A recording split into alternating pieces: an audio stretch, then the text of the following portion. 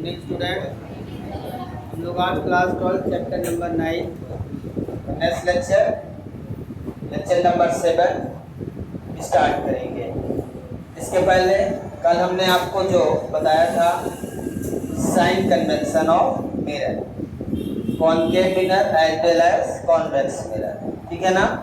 Sign convention पूरे light chapter में सबसे इम्पोर्टेंट है। जिसको साइन कन्वेंशन का नॉलेज नहीं है वो लाइट चैप्टर पढ़ नहीं सकता, ठीक है। न्यूमेरिकल तो एक भी नहीं लगा सकता, ये क्लियर है। उसी के आगे आज हम लोग पढ़ेंगे। आज हम रिलेशन फाइंड करेंगे फोकल लेंथ और रेडियस ऑफ कर्वेचर में, और मिरर फार्मूला को डिराइव करेंगे। दो काम आज हम लोग करेंगे। तो सबसे पहले हेडिंग लगाएंगे। कल आपने हेडिंग लगाया होगा relation between radius of curvature, capital R and focal length. Please बातें ना करें, आपके लिए अच्छा होगा।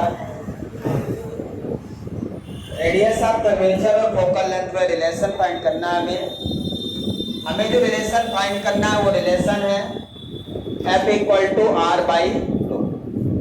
रेडियस ऑफ कर्वेचर का हाफ कर दें फोकल लेंथ मिल जाता है, ठीक है।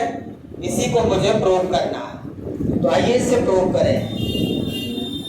पेपर में आ जाता है कभी कभी 3 मार्क्स का, prove that F equal to R by two, ठीक है ना। तो सबसे पहले हम एक कॉनकेव मिरर लेंगे। कौन सा मिरर लेंगे? Concave mirror. प्रिंसिपल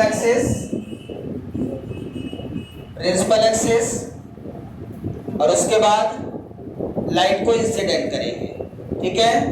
तो एक इंसिडेंट रे ड्रॉ करेंगे।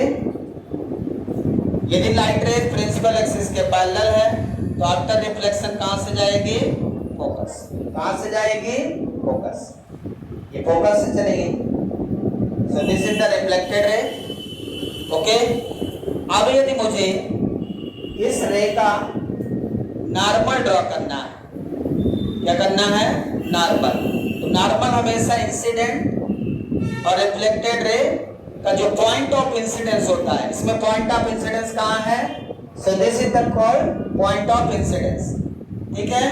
पॉइंट ऑफ इंसिडेंस से एक लाइन इस तरह से पास करिए कि उसके सेंटर ऑफ कर्वेचर से पास हो जाए। कहां से पास हो जाए? सेंटर ऑफ कर्वेचर से। यदि कोई लाइट रे सेंटर ऑफ कर्वेचर से पास होती है तो वो उसका नॉर्मल कहलाता है। सो this is the centre of curvature, clear है। एक light rays point of incidence से, मैं इसको ए इसको बी मानता हूं पॉइंट।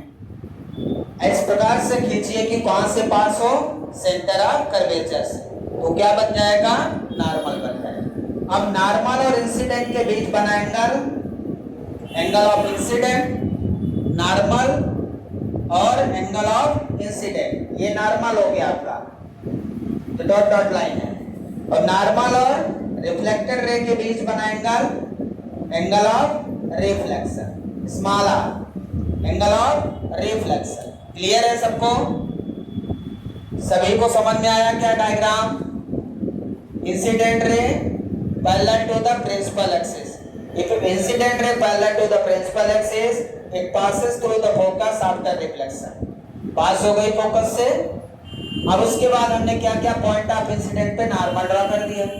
नॉर्मल का रूल ये है कि वो लाइन सेंटर ऑफ कर्वेचर से पास होना चाहिए। सेंटर ऑफ कर्वेचर और कहां से? Point of incidence. ये नॉर्मल हो गया। अब इंसिडेंट रे और नॉर्मल के बीच बना angle of incident. Reflected ray और नॉर्मल के बीच बना एंगल ऑफ रिफ्लेक्शन। अब यहां पे देखना है ये जो ए बी है और ये सी पॉइंट है, ये एंगल ऑफ इंसिडेंट है। तो मैं यहां पे लिख सकता हूं एंगल ऑफ इंसिडेंट कितना? Angle A B C equal to कितना आई, ABC इक्वल टू कितना है आई है, कितना है आई है। अब एंगल CBF, ये एंगल रिफ्लेक्टेड एंगल है, angle of reflection, angle of reflection कितना बोलिए, angle CBF, angle CBF equal to R। Clear है, समझ आ रहा है? या तब बना लीजिए पहले फिर आगे बढ़िए, तो बनाया होगा कल ही, ठीक है। तो यहाँ पे एंगल, इसको एंगल आई, एंगल R लिख देंगे, सिंबल के रूप में लिख सकते हैं। तो यदि मैं लॉ ऑफ रिफ्लेक्शन को फॉलो करूं तो according to law of reflection क्या होगा बोलिए, यदि हम according to law of reflection चले, लॉ ऑफ रिफ्लेक्शन क्या कहता है, law of reflection angle of ABC equal to angle of CBF, that is angle I equal to angle R, angle I equal to angle R। Clear है यहाँ तक? अब इसके बाद यदि angle I equal to angle R है तो यहाँ पे देखें ये एंगल कितना होगा, हमें ये वाला एंगल निकालना है, हमें कौन सा एंगल बनाना है ये।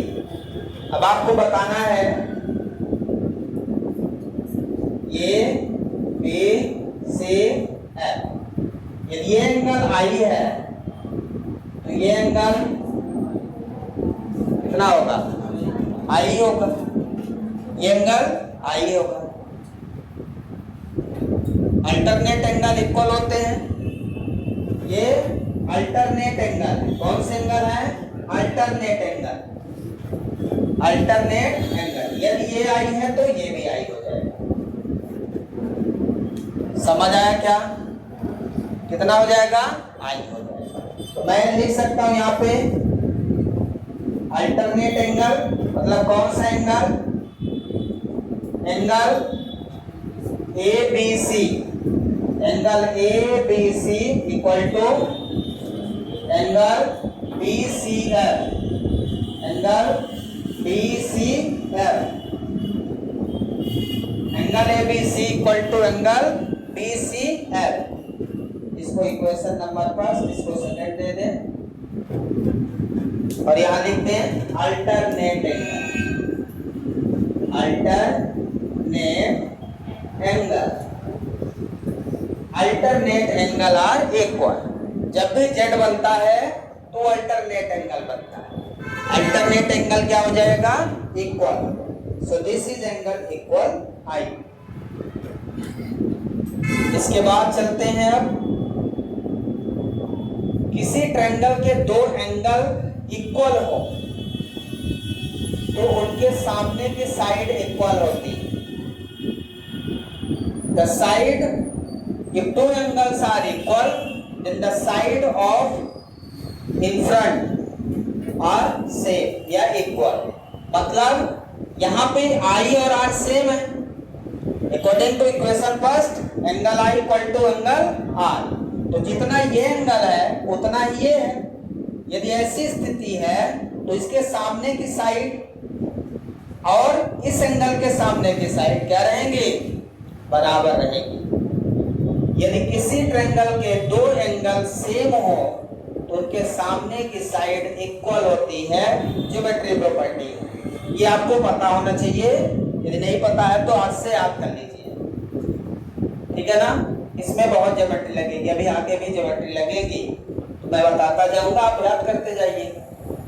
मुझे पता है आप नहीं पढ़े हो तो कम से कम यहाँ तो पढ़ ही लेना, है ना। तो क्या है यहाँ पे, if two angles are equal, point लिख दो, if two angles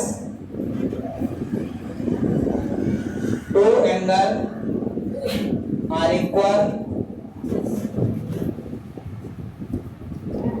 in a triangle then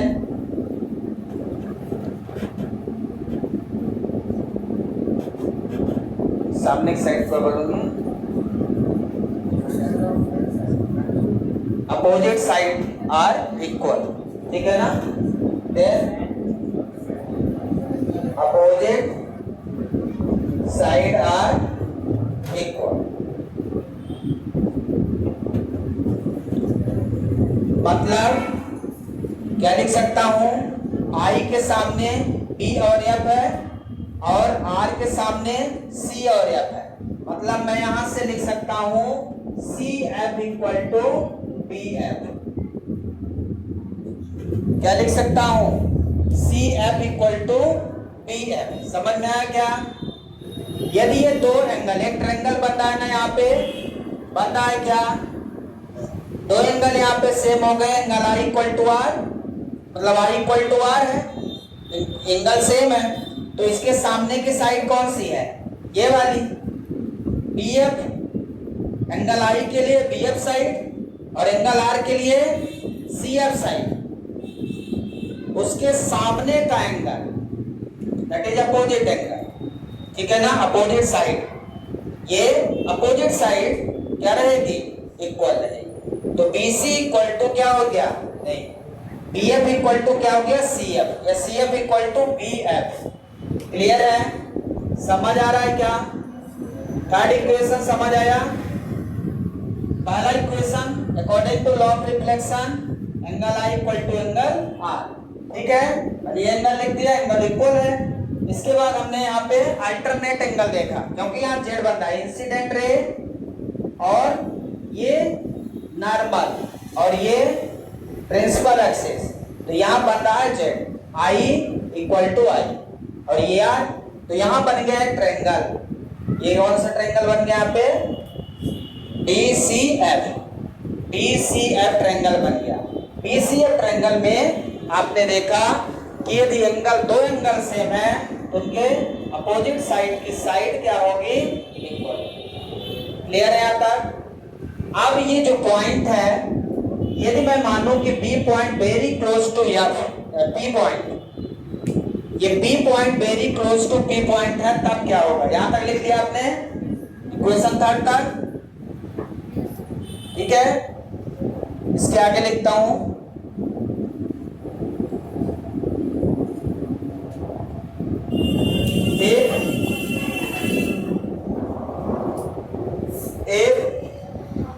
point पे, a point B is very close to the point P। अब क्या होगा, यदि ये पॉइंट बहुत पास में हो जाए, यहां हो जाए, यदि ये पॉइंट धीरे धीरे पास, ये जो साइड है जैसे जैसे पास आएगा तो ये PF के बराबर हो जाएगा। समझिएगा बात को, ये मेन पॉइंट है जो आपको बता रहा हूं, ध्यान समझिए। यदि ये P पॉइंट यहां पे हो, very close to point P, तो क्या होगा, क्या होगा, मान लो यहां पे पॉइंट है तो ये वाली साइड ऐसी बनेगी, यहां पे पॉइंट है, ये साइड ऐसी बनेगी, वेरी क्लोज। आप बताइए यहां पे है ये पॉइंट, तो लगभग ये PF इक्वल टू PF हो जाएगा। यदि ये point P very close to point P हो तो PF इक्वल टू PF हो जाएगा। ये पॉइंट यहां आ गया तो डिस्टेंस सेम हो जाएगी। इफ, क्या पॉइंट लिखा हमने, if point P is very close to point P, then अब क्या होगा, देन मैं लिख सकता हूं क्या, BF equal to PF, BF equal to PF। किसी को समझ आया, किसी को आया समझ में। मैंने क्या किया है, क्योंकि ये कर्वेचर बहुत छोटा रहता है, फिर से समझ लेता हूं एक बार। अभी हमने ये पॉइंट P जो दिखाया है वो थोड़ा सा दूर दिखाया है, ठीक है। इसका जो एपर्चर होता है ना, ये एपर्चर, इसको एपर्चर बोलते हैं, ये बहुत कम होता है, मिरर का अपर्चर मैंने आपको बताया था, मिरर दिखाया था कि नहीं? ये जो अपर्चर होता है ये बहुत कम होता है, पता नहीं चलता किसका अपर्चर, ऐसा लगता है पूरा सीधा सीधा है। ये इसमें और जितना दबा हुआ है बहुत माइनर है कि नहीं? यदि वो माइनर है तो वो डिस्टेंस लगभग बराबर है। क्लियर है? तो इस रीजन से हम कहते हैं कि वो बिल्कुल उसके पास है। क्लियर है? समझ आया क्या? तो ये डिस्टेंस यदि ये बी पॉइंट पी पॉइंट के बहुत नजदीक है तो बहुत नजदीक का मतलब यहाँ पे आ गया ये और यहाँ पे आ गया यदि, तो ये डिस्टेंस और ये डिस्टेंस क्या हो गई? नियरली इक्वल हो गई। उस केस में हमने लिखा P F equal to P F. समझ आया क्या? समझ आया क्या? P F equal to P, है ना? अब इसके आगे कर, यहां तक लिखिए जल्दी से। अब लास्ट पॉइंट पे है, देखिए ये जो लाइन देखिए, इस लाइन को आप क्या लिख सकते हो? ठीक है, ये लाइन को हम लिख सकते हैं, क्या लिख सकते हैं? ध्यान से देखिए। Now C F plus P F equal to P C. क्या लिख सकते हैं? सी एफ प्लस, मतलब C F plus P F equal to P C. C F plus P F equal to P C. एक line हो यदि आपके पास और उसमें 3 पॉइंट हो, मान लो ए बी सी पॉइंट है, तो 2 टुकड़ों को जोड़ा जाए तो पूरा बन जाएगा। जैसे एक लाइन ये ए और ये बी है और यहां भी है, ऐसे जोड़ दिया मैंने, A B plus B C equal to A C. इसको क्या लिख सकते हैं? A B plus B C equal to A C पूरा। 2 हाफ टुकड़ों को जोड़ेंगे तो एक फुल टुकड़ा मिलेगा। ये आपको याद रखना है, हर जगह यूज होगा ये। अब जिनको ये न समझ में आए तो अलग अलग करके देख लें। ये 1 मीटर और ये 1 मीटर, तो टोटल कितना हो गया? 2 मीटर। कौन हुआ? ए सी। कौन हुआ? ए सी। तो ए बी मतलब 1 मीटर प्लस बी सी मतलब 1 meter equal to 2 meter A C हुआ। A B plus B C जोड़ेंगे तो पूरा आएगा। ऐसे यहां जोड़ दिया हमने, क्या जोड़ दिया? C F plus P C, P F, C F plus P F equal to पूरा पी सी। ठीक है, C F plus P F equal to P C. किसी को समझ में आ रहा है? तो मैंने लिखा यहां C F plus P F equal to P C. किसको समझ आ रहा? बाकी को नहीं आ रहा तो मत समझिए। इसके बाद आगे बढ़ना है आपको। अब क्या करना है? आपने इक्वेशन क्या लिखा है यहाँ पे? P F equal to P F, ठीक है ना? P F equal to P F और C F equal to B F. C F equal to कितना लिख दिया है? B F. ये इक्वेशन समझ आया? तो बी एफ की जगह हम क्या लिख देंगे? बी एफ तो है नहीं, पी एफ। पी एफ तो हमें पता है, क्या क्या पता है यहाँ देखिए। पी एफ पता है, सी एफ पता है और क्या पता है? P C. पी सी पता है आपको, सी एफ नहीं पता। सी एफ पता है क्या? नहीं पता। सारी डिस्टेंसेस कहां से ली जाती हैं? पोल ऑफ द मिरर से। तो पी एफ तो पता है, that is the focal length. P C पता है, रेडियस ऑफ कर्वेचर, लेकिन सी एफ नहीं पता है। तो सी एफ के लिए मुझे क्या करना पड़ेगा? वहां से इक्वेशन देखिए, फ्रॉम इक्वेशन थर्ड इक्वेशन क्या है बोलिए? C F equal to P F. तो यहां मैं लिख दूंगा P F plus P F equal to P C और P F equal to P F है फ्रॉम इक्वेशन 4। फ्रॉम इक्वेशन 4 क्या है? P F equal to P F. ये वैल्यू पुट कर दो यहां, तो कितना हो जाएगा? P F plus P F equal to P C. PF plus PF equal to कितना आ गया, पीसी। क्लियर है सभी को? पीएफ प्लस पीएफ कितना हो जाएगा, सो यहाँ पे लिखो PF plus PF equal to PC. समझ आ रहा? अब ये कितना हो जाएगा, twice of PF equal to कितना, पीसी। तो पीएफ इक्वल टू कितना हो जाएगा, पीसी बाई 2। अब पीएफ क्या है, distance of focal length. PF क्या है, PF equal to sign convention लेंगे तो minus F. PF equal to कितना, minus F, focal length negative, और PC minus R. According to sign left side के डिस्टेंस को नेगेटिव लेते हैं, तो दोनों वैल्यू यहाँ पे रख दो। Minus F equal to minus R by 2, minus minus cancel.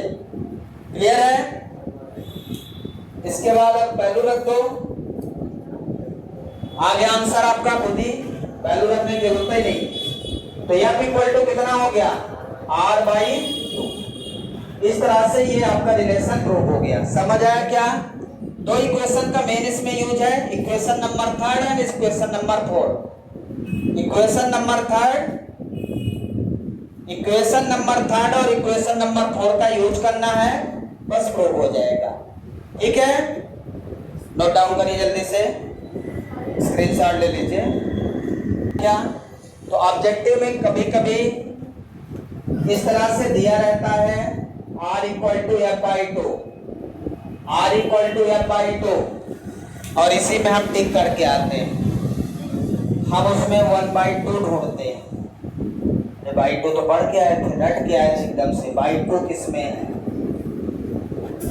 हम ये नहीं देखते r इक्वल टू 2f लिखा है तो हम मानते ये गलत है। हम तो बाई 2 पढ़ के आए थे। अब बाई 2 में ये नहीं देखा था कि f बाई 2 था कि r बाई 2 था। यहाँ f बाई 2 इसी में टिक करके चले आए और लग रहा है कि एकदम सही है। ऑप्शन में ये भी था r इक्वल टू 2f। तो हमको तो पता है कि जिसमें बाई 2 लिखा होगा वही रिलेशन होगा, यदि मल्टीप्लाई है तो वो कैसे होगा। तो हम इसे लगा के चले आए। हमें लग रहा है कि जो यहाँ लिखा है वही यहाँ लिखा है। आप सबको भी लग रहा है ये वाला सही है कि ये वाला है ना? तो इसको बेटा नहीं, अभी कॉपी में कुछ लोग लिख लेंगे। तो ये चाहे लिखे आप equal to r by 2, radius का हाफ या फोकल लेंथ का डबल। फोकल लेंथ, ये फोकल लेंथ है, यहाँ से यहाँ तक की लेंथ को क्या बोलते हैं, फोकल लेंथ। और यहाँ से यहाँ तक रेडियस ऑफ कर्वेचर। तो रेडियस ऑफ कर्वेचर का हाफ कर लोगे तो फोकल। बस, चाहे कॉनकेव मिरर हो चाहे कॉन्वेक्स मिरर। अब आपको क्वेश्चन में साइन कन्वेंशन के हिसाब से क्वेश्चन को सॉल्व करना होगा। ठीक है, बता दें, उम्मीद है आपने लिख लिया होगा। बताइए, क्वेश्चन है problem number 1। The radius of curvature, radius of curvature of a convex mirror is 20 centimetre. Find focal length. बोलिए, जल्दी बोलिए, बोलो शिव जी, आंसर बोलो। क्या क्वेश्चन नहीं दिख रहा है, किसका पूछ रहे हैं? हाँ, आंसर बोलो जल्दी पहले। 10 क्या, millimetre, centimetre, kilometre, centimetre. 10 centimetre इनका आंसर आया। और किसी का 20 या 40 सेंटीमीटर आया हो? सबका 10 आया। तुम लोग स्वतंत्र भारत के स्वतंत्र नागरिक हो। एमा कितना आया? उनको 10 सेंटीमीटर। जैसे बोलो, कैमरे में सुनाई दे, उनको पता है गलत बोल रहे हो, उनको पता है। कौन सा मिरर है, कौन सा मिरर है? कॉन्वेक्स मिरर में फोकल लेंथ पॉजिटिव होती है नेगेटिव? पॉजिटिव होती है। कितनी होती है? पॉजिटिव। ठीक है, तो कितना हो जाएगा यहाँ पे? रेडियस ऑफ कर्वेचर दिया है कि focal length? Radius of curvature दिया है। Focal length equal to r by 2, 10/2 है, सॉरी अरे यहाँ भी गलत लिख रहे हैं, 20/2। कितना आ गया यहाँ पे? 10 सेंटीमीटर। सही। Radius of curvature of convex mirror is 20 centimetre. Find the focal length. ठीक है, अब यहाँ पे मिरर बदल देता हूं। कॉनकेव मिरर है। क्वेश्चन क्या हो गया? कॉनकेव मिरर हो गया। कॉनकेव मिरर में क्या हो जाएगा? साइन आपको लेना है, तो यहाँ पे कॉनकेव मिरर में माइनस लिख देंगे, ये माइनस ये माइनस आ जाएगा। कॉनकेव मिरर के लिए फोकल लेंथ कितनी आ गई? -10 सेंटीमीटर। क्लियर है? समझ आया? कोई डाउट? फोकस भी माइनस हो जाएगा? कैसे? हाँ, ऐसा नहीं लेना आपको, क्वेश्चन में ऐसे नहीं लेना है। फोकस भी माइनस ले लो, जिसकी न्यूमेरिकल वैल्यू दे रहेगी उसको बस लेना है। जिसकी न्यूमेरिकल वैल्यू नहीं दे रहेगी उसकी न्यूमेरिकल वैल्यू साइन नहीं लेना, साइन केवल न्यूमेरिकल वैल्यू की लेनी है। यहाँ से ये क्लियर है कि फोकस वैल्यू तो आ गई ना -10 सेंटीमीटर, यहाँ ले लेते -10 तो फिर प्लस आता ना, तो गलत हो जाता, तो मतलब कॉनकेव मिरर नहीं है। इसलिए ध्यान रखना, जब भी न्यूमेरिकल होगा तो केवल न्यूमेरिकल वैल्यू में साइन लेना है, डायरेक्ट फोकस में नहीं लेना है, माइनस माइनस काट दो। ठीक है, नोट डाउन करिए जल्दी से। हो गया? 2 क्वेश्चन हो गए। समझ आया क्या? अभी धीरे धीरे सब समझ में आएगा, अभी तो शुरुआत हुई है, अभी तो शुरुआत हुई है। अब हम चलेंगे मिरर फार्मूला पे, ठीक है ना? मिरर फार्मूला पढ़ लेंगे, उसके बाद न्यूमेरिकल बहुत सारे आएंगे। तो हेडिंग लगाएंगे मिरर फार्मूला, दोनों डेरिवेशन आज कर लेते हैं। तो मिरर फार्मूला सभी को उम्मीद है याद होगा, 1/f = 1/u + 1/b, 1/u + 1/b या 1/b + 1/u लिख सकते हैं। ठीक है, और यहाँ पे f = ub/u + b, ub/u + b, ये भी फार्मूला है। एलसीएम लेंगे तो ये आपको मिल जाएगा। ठीक है, इसमें where u =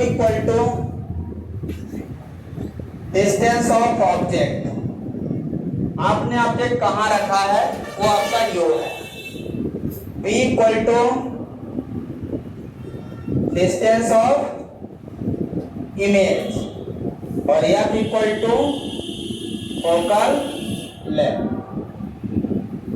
ठीक है, ये सारी चीजें हमने लिख दिया। बाकी रिलेशन आपको पता है, f = r/2। फोकल लेंथ और रेडियस ऑफ कर्वेचर में रिलेशन प्रूव ही कर दिया मैंने। क्लियर है? समझ आया सबको? अब हम यहां से इस रिलेशन को, मिरर फार्मूला को प्रूव करने जा रहे हैं। ये मिरर फार्मूला है, ठीक है? सबसे पहले डायग्राम बनाएंगे। क्या बनाएंगे? डायग्राम। कॉनकेव मिरर के लिए प्रूव करेंगे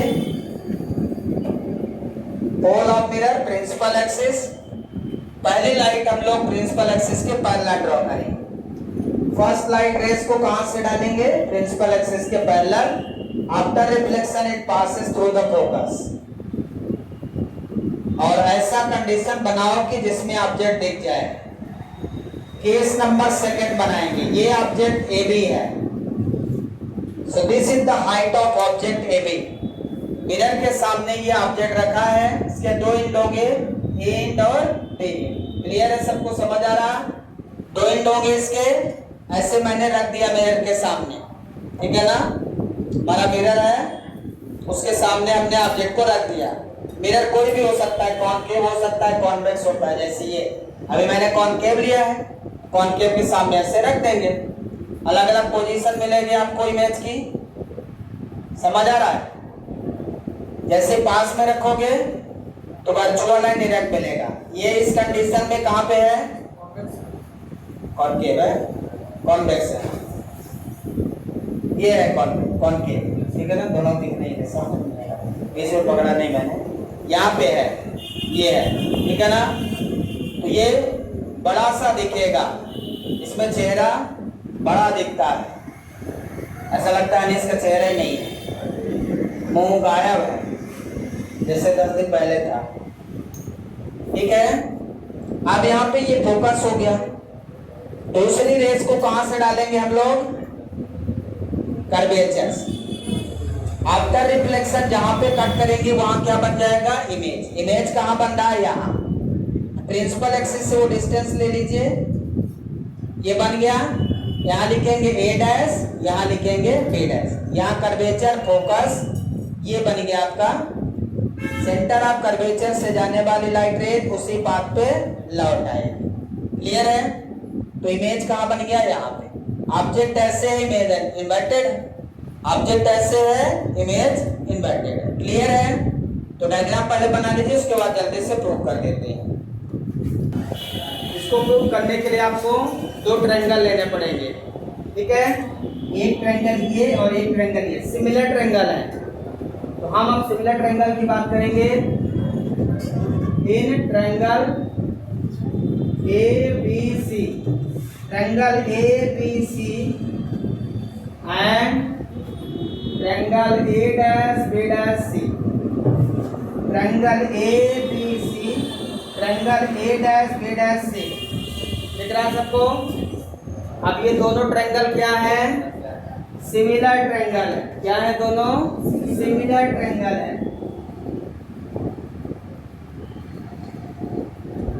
आपको सिमिलर ट्रायंगल की प्रॉपर्टी याद है क्या? सिमिलर ट्रायंगल क्या कहता है? इनके साइड का रेशियो इक्वल होता है। यदि 2 ट्रायंगल सिमिलर ट्रायंगल है तो इनके साइड का रेशियो इक्वल, मतलब फर्स्ट ट्रायंगल की हाइट का रेशियो सेकेंड ट्रायंगल के हाइट के रेशियो बराबर फर्स्ट ट्रायंगल का बेस सेकेंड ट्रायंगल के बेस के बराबर होगा। तो लिखते हैं यहाँ पे फर्स्ट ट्रायंगल का हाइट क्या है? AB divided by second triangle का हाइट क्या है?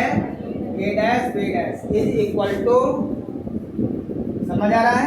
बेस इसका क्या है? BC divided by B', BC divided by B'।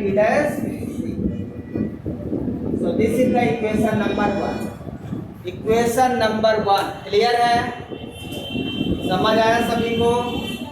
अब दूसरा ट्रायंगल लेंगे। 2 ट्रायंगल आपको लेने हैं।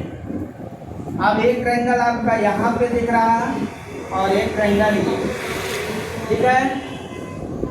इन ट्रायंगल यहाँ पे कोई पॉइंट ले लें, M ले लेता। एक triangle MPF and triangle A', B', ये भी क्या है? हम ऐसा मानते हैं कि मिरर का जो एपर्चर है बहुत पतला मिरर है, ठीक है ना। इन मिरर एपर्चर बहुत कम है इसका। ऐसी स्थिति में ये जो पॉइंट है P के पास है, बहुत नजदीक है, इसलिए ऐसा मान लेते हैं। क्लियर है? तो हमने पहले ये फर्स्ट एंड सेकंड ट्रायंगल लिया सिमिलर, अब ये और ये ले लिया। अब इसका रेशियो, इसका हाइट क्या है? MP, हाइट क्या है? MP divided by A',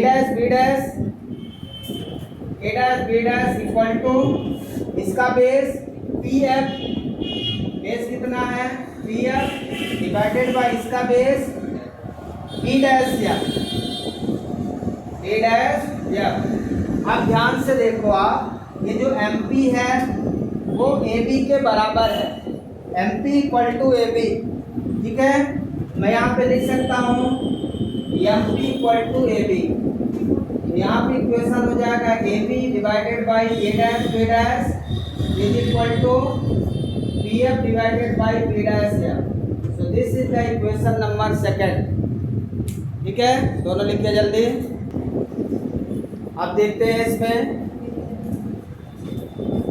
from equation first and second, from equation first and second. Equation first और सेकंड को देखिए ध्यान से। यदि किसी भी इक्वेशन का लेफ्ट हैंड इक्वल है, इसका मतलब राइट हैंड भी इक्वल होंगे। तो दोनों इक्वेशन का लेफ्ट हैंड देखिए इक्वल है क्या, AB upon A dash B dash AB upon A dash B dash, इसका मतलब राइट हैंड इक्वल होगा। मैं लिख सकता हूँ इसको BC upon B dash C equal to BF divided by B dash. तो this is the equation number 3। ये है आपका इक्वेशन नंबर 3। अब इस इक्वेशन में जो जो आपको चाहिए पहले वो फाइंड कर लेंगे, उसके बाद आंसर आ जाएगा। मेन आपको ये इक्वेशन थर्ड बनाना जरूरी है। इसके बाद जो चीज़ें हैं वो फिगर से आएंगे, कैसे आएंगे अभी देखते हैं। जैसे बनाइए जल्दी। अब आपको फिगर को ध्यान में रखना है, फिगर को ध्यान से देखें और जो चीज़ प्रूव करना है ध्यान से समझिए। ये लाइन को आपको बनाना है। जब भी पॉइंट लेंगे 3 पॉइंट हमेशा एक लाइन में लेंगे। एक लाइन में कितने पॉइंट लेंगे? 3 पॉइंट। 2 पॉइंट ये, जैसे BC है तो 2 पॉइंट B और C लेंगे। तीसरा पॉइंट पोल लेंगे, हमेशा फिक्स है। जब लाइन ड्रॉ करेंगे तो तीसरा पॉइंट क्या रहेगा? पोल, क्योंकि all the distances taken from pole of mirror. अब मैं पहले निकालूंगा BC। क्या निकालूंगा? BC। अब आपको लग रहा होगा कैसे निकालेंगे? किसी को लग रहा है? लगना भी चाहिए। नहीं लग रहा है तो मतलब आपको कुछ नहीं आ रहा। आपको ये लगना चाहिए कि कैसे निकालेंगे BC। और यदि ऐसा नहीं लग रहा तो किसी काम के नहीं है आप। सबसे पहले हम क्या निकालेंगे? BC। देखिए BC निकालने के लिए पहले हम BC पॉइंट लिखेंगे, B पॉइंट, C पॉइंट और एक पॉइंट हम P लिखेंगे हमेशा। अब इसको हम क्या लिख सकते हैं? BC plus BC equal to क्या? BP। लिख सकता हूँ? लिख सकता हूँ क्या? इसको ना समझ में होना पड़े। BC plus BC equal to BP। 2 टुकड़ों का सम कुल टुकड़ा। ठीक है, नहीं समझ आए तो कोई बात। हमें निकालना क्या है? BC। BC इक्वल टू क्या हो जाएगा? BP minus BC। अब बताओ BP पता है क्या आपको? P से B तक की डिस्टेंस क्या है? Distance of object. BP क्या है भैया? BP क्या है बोलो? यहाँ पे लिख देता हूँ। BP equal to distance of object, distance of object equal to sign convention यदि देखें तो माइनस यू। तो BP क्या कहता है? साइन कन्वेंशन ध्यान देना है, लेफ्ट साइड में आप ले रहे हो। तो BP इक्वल टू क्या हो जाएगा? Minus you, minus you. Clear है? माइनस BC कितना है? BC रेडियस ऑफ कर्वेचर है। BC क्या है? Radius of curvature. साइन के हिसाब से बोलिए माइनस R, तो माइनस R लिख दिया। क्या लिख दिया? PB कितना है? माइनस यू, माइनस BC कितना है? Minus R। कितना हो जाएगा? Minus U plus R। और R और फोकल लेंथ में क्या रिलेशन है? R और फोकल लेंथ में क्या रिलेशन है? लग रहा है इस साल पढ़ा नहीं, पढ़ा है क्या? कितना? 2f अभी पढ़ा है, कितना लिखते हैं इसको, minus U plus 2f, minus U plus 2f। BC की जगह पे क्या पुट करूंगा, minus U plus 2f, are की जगह क्या रख दिया, 2f फ्रॉम रिलेशन। ये लाइन समझ आई क्या, लाइन समझ आई, बाद में लिख लेना, भाई पहले समझ लो, टाइम दूंगा लिखने का। ये आपने लिख दिया। इसके बाद क्या चाहिए, बी डैश सी चाहिए। बी डैश सी के लिए फिर से हम बी डैश सी, सी पहले है, जैसा पॉइंट यहाँ वैसा बनाना है, भले वहाँ कैसे लिखे हो, सी पहले है फिर बी डैश है, इक्वल टू पी। पी आपको बनाना है, तो वो पॉइंट लेने हैं, तीसरा पी लेना है। और यहाँ पे जिधर जो है पहले पी फिर सी फिर बी डैश बाद। अब यहाँ क्या लिखेंगे, बोलो जल्दी, B dash C plus B dash P equal to B C. अब मुझे चाहिए क्या, मुझे क्या चाहिए, B dash C. B dash C equal to B C minus B dash P. B C कितना है, minus R, radius of curvature. B C कितना है, माइनस आर, और पी पी डैश कितना भाई, पी पी डैश क्या है, distance of image है, बी डैश पे इमेज बन रहा है, minus P, distance of image minus according to sign करने।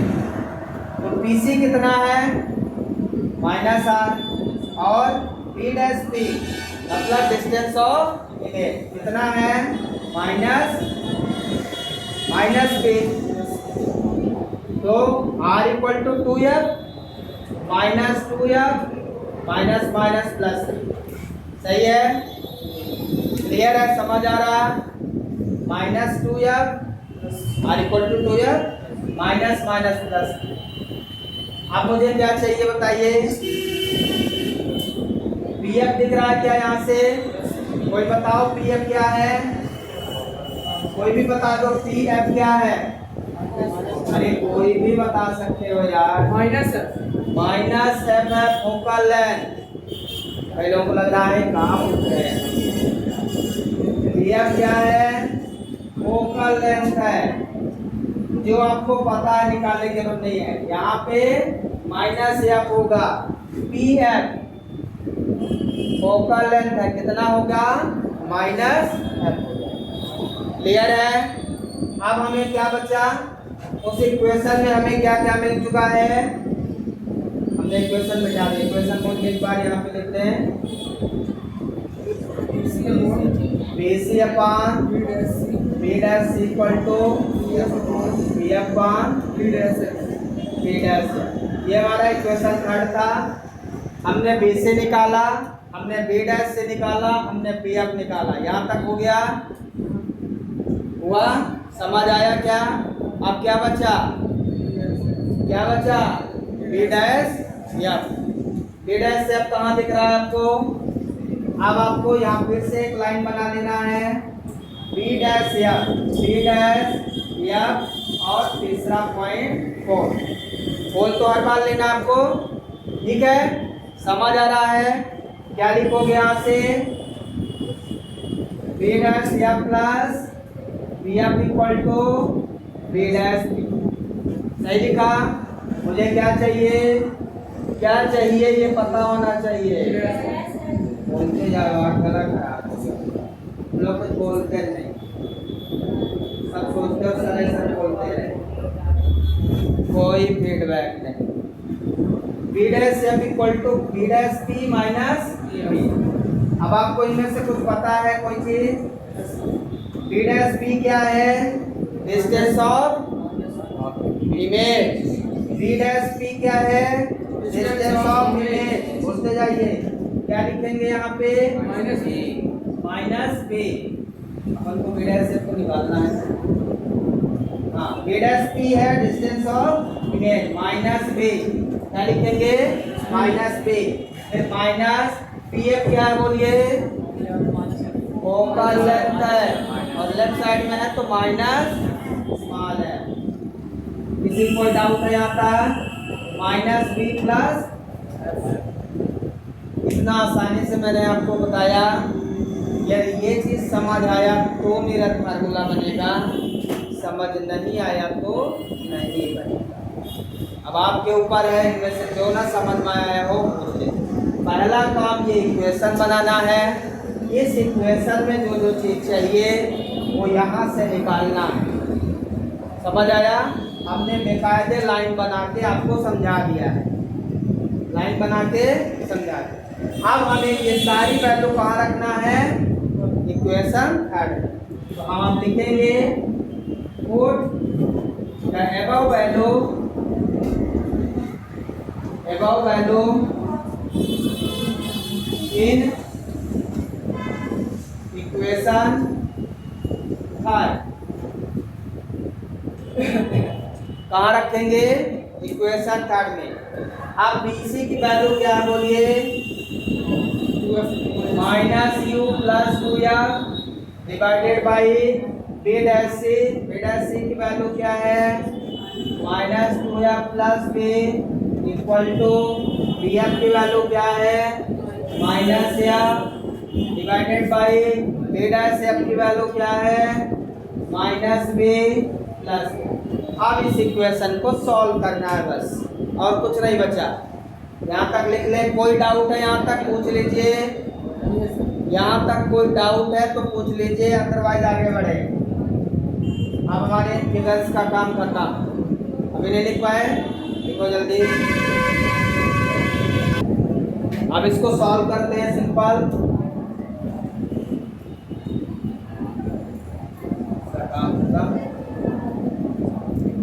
क्रॉस मल्टीप्लाई कर दो इसको, minus U plus 2f into minus B plus F equal to minus F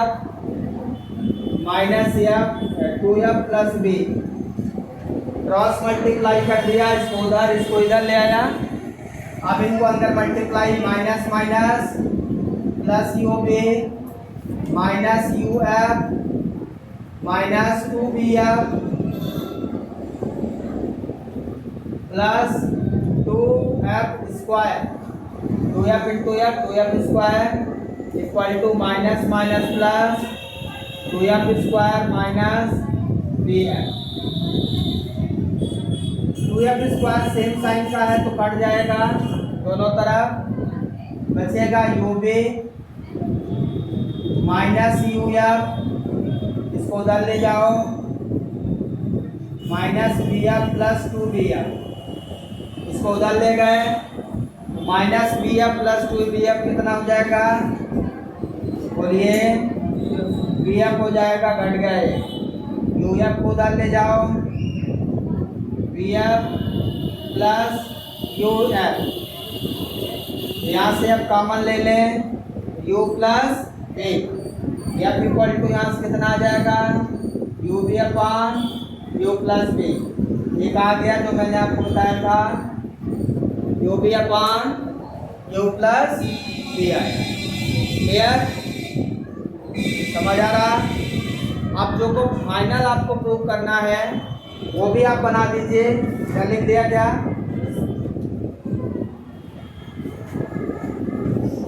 मैंने और में लिखा था ना इसको प्रूव करने के लिए, U B upon U plus B. अब आपको दोनों को इन्वर्ट करना है, इधर भी 1 अपान, इनको भी 1 अपान, तो ये न्यूमरेटर डिनोमिनेटर में चला जाएगा। तो क्या कर दें इसको, 1 बाई एफ इक्वल टू, ये पलट के ऊपर चला जाएगा क्या, U plus B upon U B. सही लिखा है। अब इसको दोनों टर्म को अलग अलग डिवाइड कर लो, U upon U B plus B upon U B, B से बी कटा, यू से यू कटा, 1 by F equal to 1 by B plus 1 by U. आपको लिखना है तो 1 by U plus 1 by B लिख ले, बाकी ऊपर का भी सही है। ये आपका आ गया final result, which is called mirror formula. क्या बन गया ये मिरर फार्मूला। समझ आया क्या? अब पेपर में कैसा भी पूछ सकता है, उसके हिसाब से एडजस्ट कर लेना है आपको। क्लियर है? नहीं किया है बनाइए।